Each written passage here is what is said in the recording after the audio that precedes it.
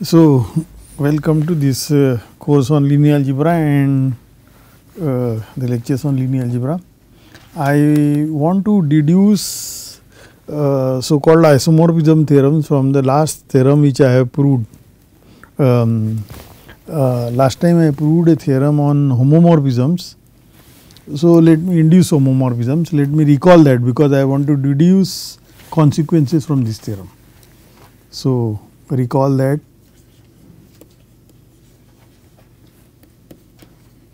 Call the last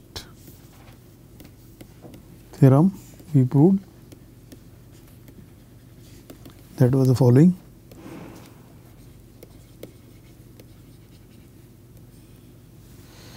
Let f from V to V prime be a K-linear map.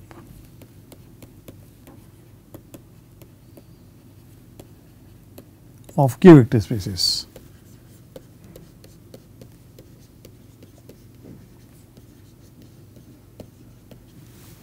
And another linear map and another one G from V to V bar, another K-linear map. I will try to draw a diagram in this corner. So, f is from V to V prime and G is from V to V bar. We assume with kernel of G is contained in kernel of F and assume and G is surjective.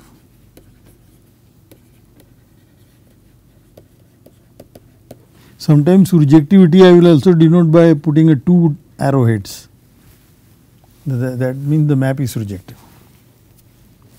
Then this is given, then there exists a unique K-linear map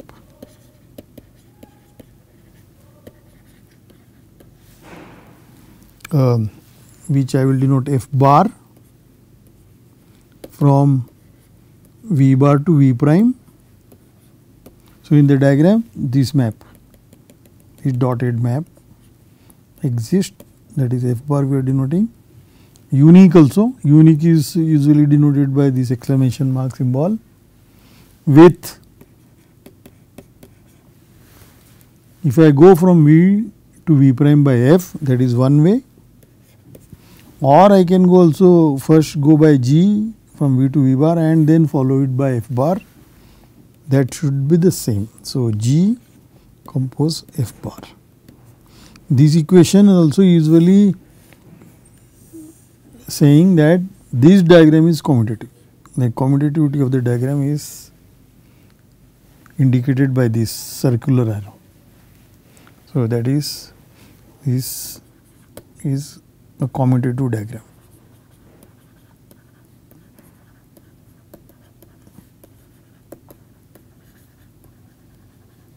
And the proof was very easy.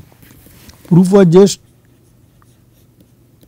defining f bar, which is dictated by this demand. So, define f bar by take any element in V bar. So, f of V bar V bar. So, take any element V bar in capital V bar, and because this map is surjective, V bar has to be of the form G of V for some V in V, and define this to be, because of this define it to be Fx. Now, the only thing we need to check here is this definition does not depend on the pre-image of, oh, this is V not X, this is V. This definition does not depend on V, which is the pre-image of V bar under G. So, that is the only thing. So, V this is well defined, that is one has to check, and then the demand is automatically satisfied by, we have defined it like that. Okay. Moreover, in this there was another part. So, moreover, it says what is the image of this new map F bar. Image of F bar is same as image of F, and kernel of F bar is same thing as image of the kernel of F under G, G of kernel F. These two equalities are merely verifications. You take any element here, put it is here, and conversely similarly for this. So, this was the last theorem, and I want to use this theorem to deduce now some more assertions which will be very useful for us. Okay. So, the first one,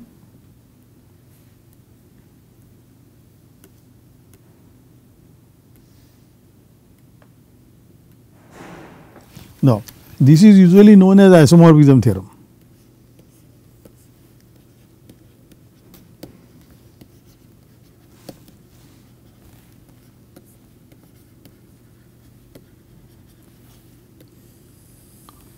So, from a given linear map we want to get an isomorphism. So, let F from V to V prime be a k-linear map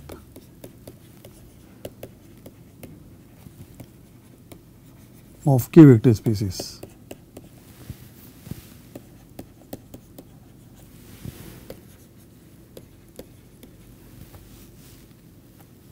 Then F induces an isomorphism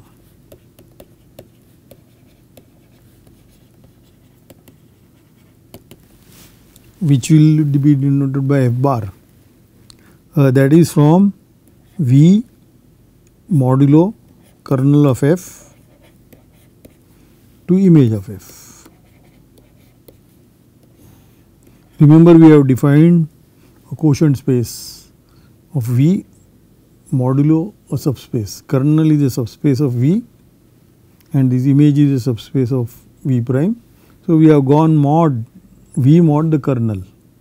So, the this is an isomorphism, and what is the, how I apply the homomorphism theorem? We have given F, that is from V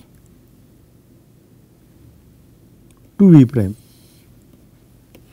this is we have given, but actually the image of this F really goes inside the image. By definition, this is any V goes to, this is any V goes to F of V, but F of V is already in the image. So, therefore, it is indeed, if you can think of a map from here to here. So, I will again denote it by F only, and there is a natural map here pi. This is a natural surjective map. This is any V here goes to V bar.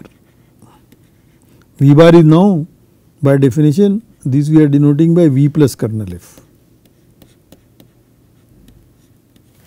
or this is also, because this we are denoting this map as pi, this also we are denoting by pi of V. So, we have this map pi, and we have seen that pi map has kernel of F and it is surjective, pi is surjective.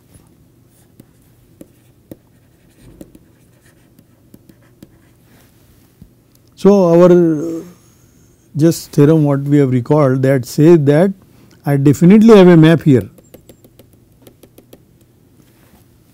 and that map I call it F bar, this is F bar, and I want to check that that map is a bijection, it's k linear is fine. I want to check that the map F bar induced by F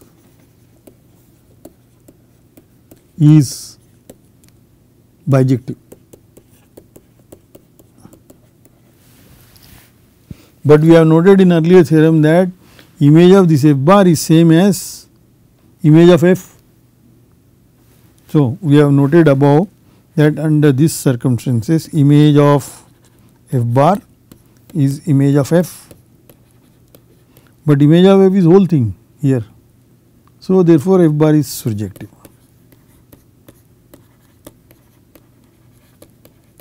We have also noted what happens to the kernel of F bar. Kernel of F bar is pi of the kernel of F, but pi of kernel of F is 0 element here. This is pi of 0, which is 0. So, we have checked that, therefore, this means F is injective. So, that proves F is bijective. So, from a given K-linear map we can get an isomorphism by going mod kernel and the image is the image of F. So, this is called an isomorphism theorem. And if you say from this now, the immediate corollary is we can deduce immediately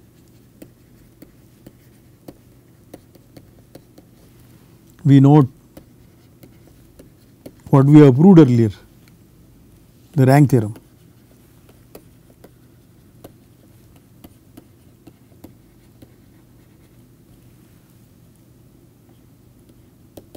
So, what was the rank theorem? V finite dimensional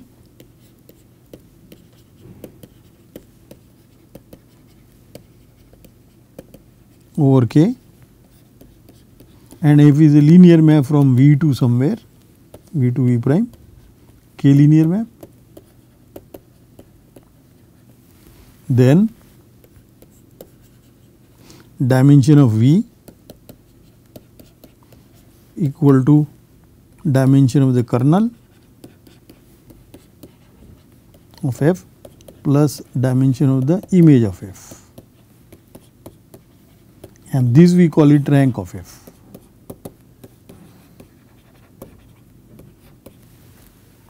So, to prove this, so by isomorphism theorem we know that this F will induce a map isomorphism F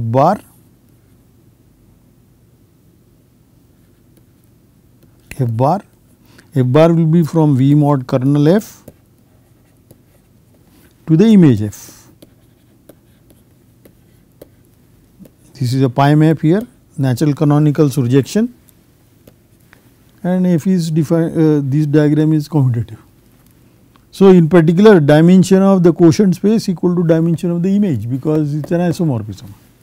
So, dimension of the quotient space V by kernel F is therefore equal to dimension of the image. But dimension of the quotient space we know, it is dimension of the big space minus dimension of the kernel.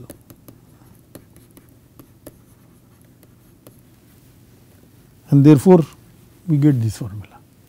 So, the rank theorem is trivial if you prove the isomorphism theorem. Okay. Also,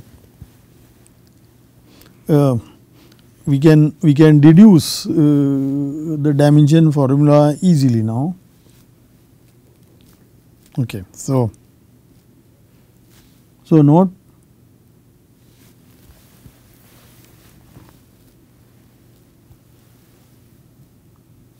okay. So let me make it clear. So either use rank theorem to prove this formula or prove this formula to use a rank theorem. It depends what one assumes and what one proves.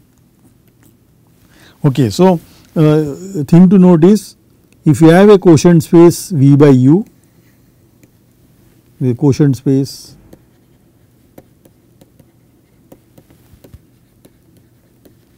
of V by subspace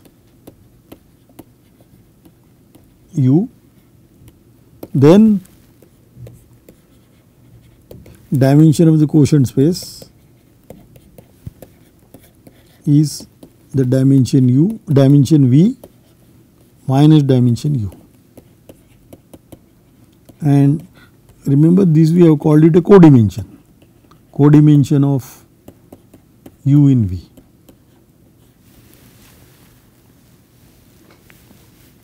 Actually, we can also say something about a basis. So, more generally,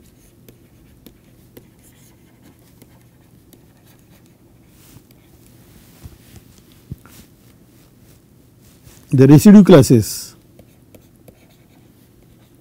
remember the images of the classes here are, we are referring to as residue classes. They are the cosets of U in V. Residue classes xi bar in V by U form. So, these are the residue classes of vectors xi I in I V in V. So, we have here we have xi's and we have a natural map, pi map, that goes to V by U. This map is surjective, we know, and these xi's go to xi bar here, or we are also denoting by pi of xi, and any element of V by U is coming from somebody from pi. These residue classes form a k basis of V by U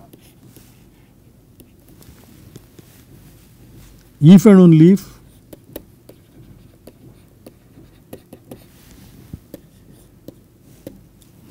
the xi I in I form a basis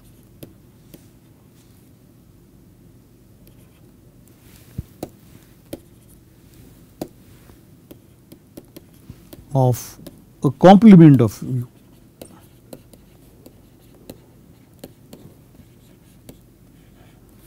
So, that simply means, along with U, these guys form a basis of V. That means V is U direct sum k xi, and this is also direct sum. This is a complement. This is a complement of U. This is a complement of U.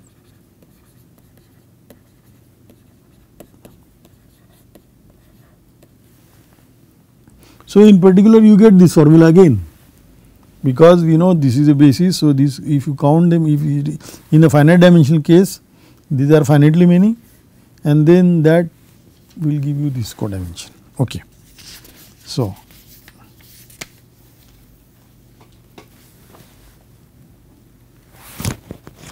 okay. So, in the new, in this codimension notation, rank f, rank of a map is codimension of the kernel.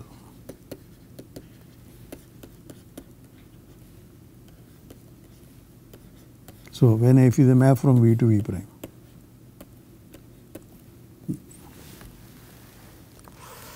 Okay, now I want to introduce a new vector space here. Out of f we get it. So, suppose f is a k linear map from V to V prime. Then what we know that we have two subspaces attached to f. One is the kernel f and then the other is image f. This is a subspace here, this is a subspace here, and we have gone mod these and found a codimension of this and this. So, we could do the same thing here. So, the quotient space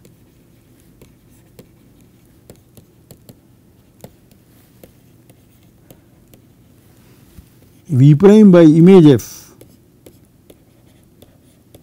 this is called the co-kernel of F, denoted by co-ker.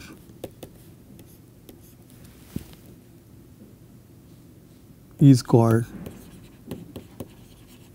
the co-kernel of F.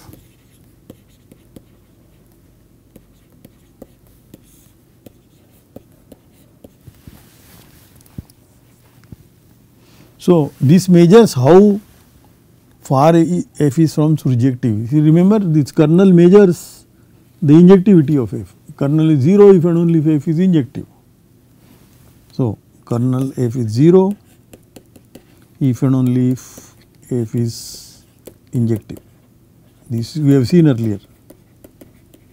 So, this subspace measures how far F is from injectivity. If it is 0, it is injective. If it is one dimensional, then it is close to injective, not injective but close to injective. The more the dimension, that more the away F is from injectiveness. Similarly, this co-kernel measures surjectivity of F. So, co-kernel F is 0 if and only if F is surjective.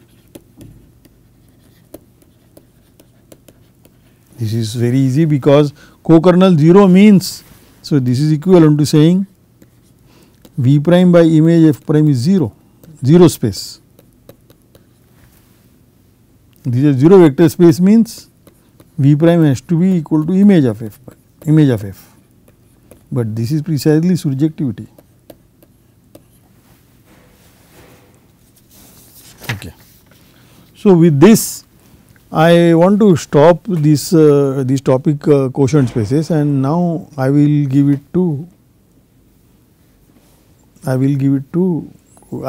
go on to matrices. So, now it is a big topic, it will go on for several lectures.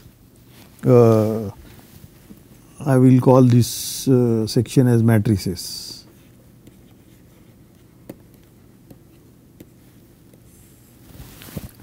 And I will divide this big section into 3 sections.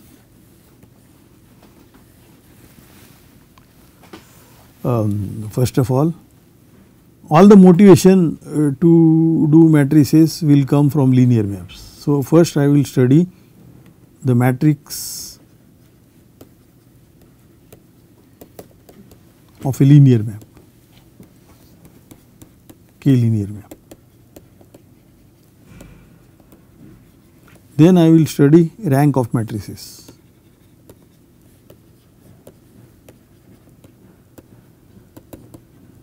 Then I will study elementary matrices.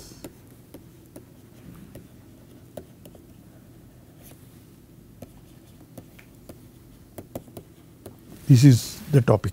These are the 3 topics we will mainly.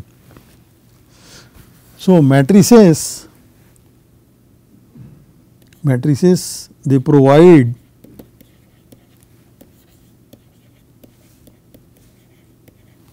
a simple and clear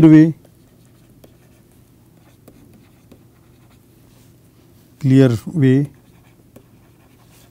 for mathematical computation.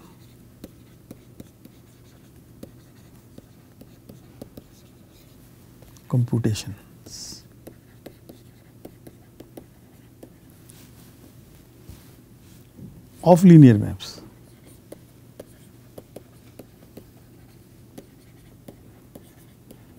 So, first, before actually defining formally what a matrix is, I would like to start with a linear map. So let V W are K vector spaces and F is a linear map from V to W, K linear.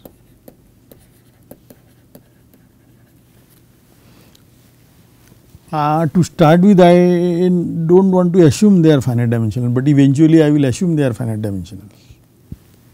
Okay. And we have seen that if I have a basis V, now I have to write basis V, I will write underlying V, and this I will denote Vi.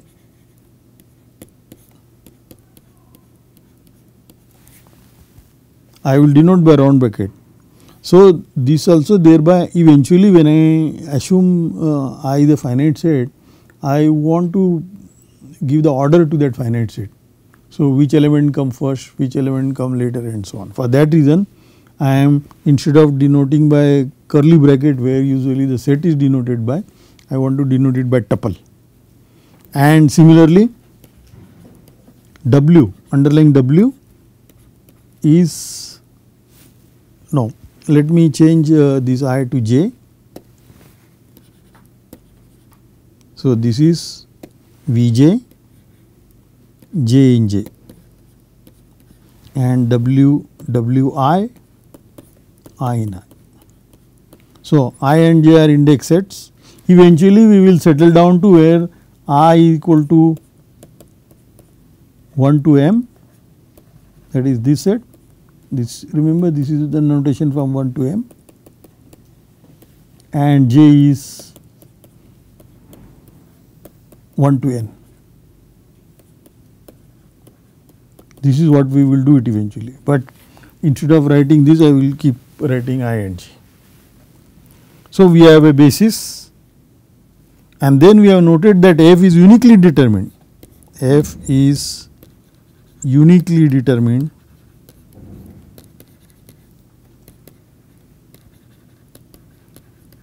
by its values on a basis of, that means f is uniquely determined by this f of Vj, J in J. So, for this reason I am going to write these vectors, they are vectors in W now, these are in W. So, I want to write them by using this basis W of W, these are k bases of V and W respectively. Okay, so what do we do? For each J in J, we write f of Vj. F of Vj we know it is in W, therefore, it is a linear combination in Wi's. So, there are some coefficients, those coefficients will depend on the J also. So, Aij Wi, I in I, where these Aij's are, what is varying is I is varying, J is fixed. So, this is I in I and this is in k power round bracket I. I hope we remember this notation k round bracket I. Therefore, these images, these f of Vj's are actually determined by these coefficients, because we know the coefficients are unique, because Wi is a basis. So, these images, these images are uniquely determined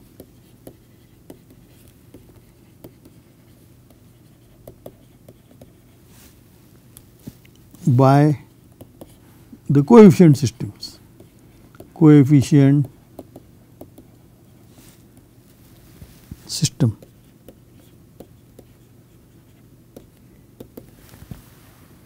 So, that I am going to denote by MF.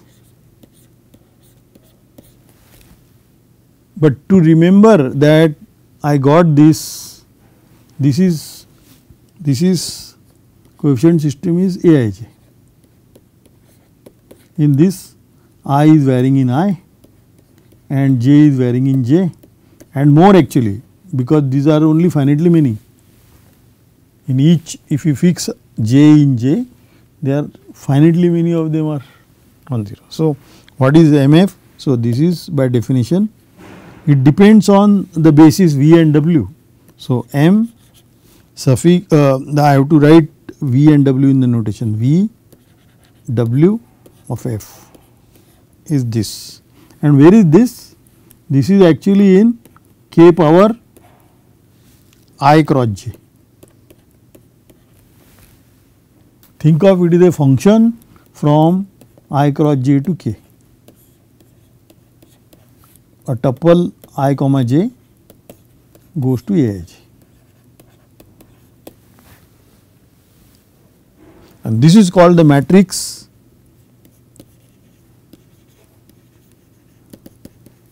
of F with respect to the basis V and W respectively.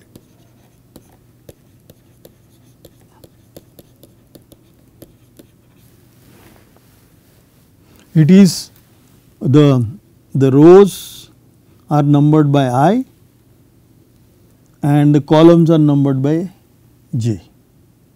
So, if in case if I is not finite, I j not finite, you remember this is this condition that say that if you fix j, that means if you fix any column, it has only finitely many non-zero entries. But this I am not going to do it for infinite, I will assume I and j are finite soon.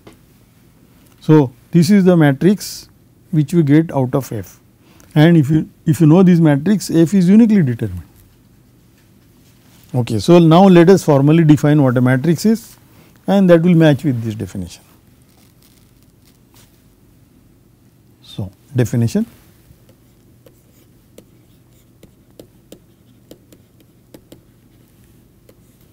this, to understand a linear map, we got these coefficients and we put them in that form, and that actually gives a clue what to define. So, let us assume now onwards it is not really necessary. So, let K be a field,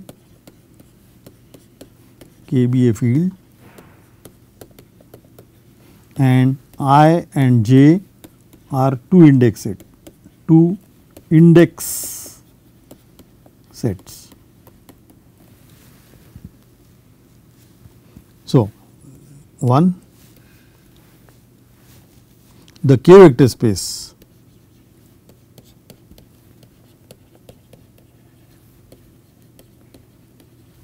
K power I cross j. We have seen K power any set is a vector space. In particular, K power this I cross j is a vector space. This vector space is called the space of I cross j matrices over K, or also with entries or coefficients in the field K.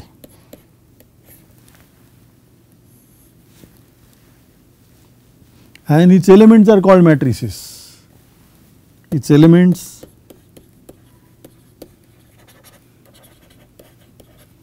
are called I cross j matrices over K.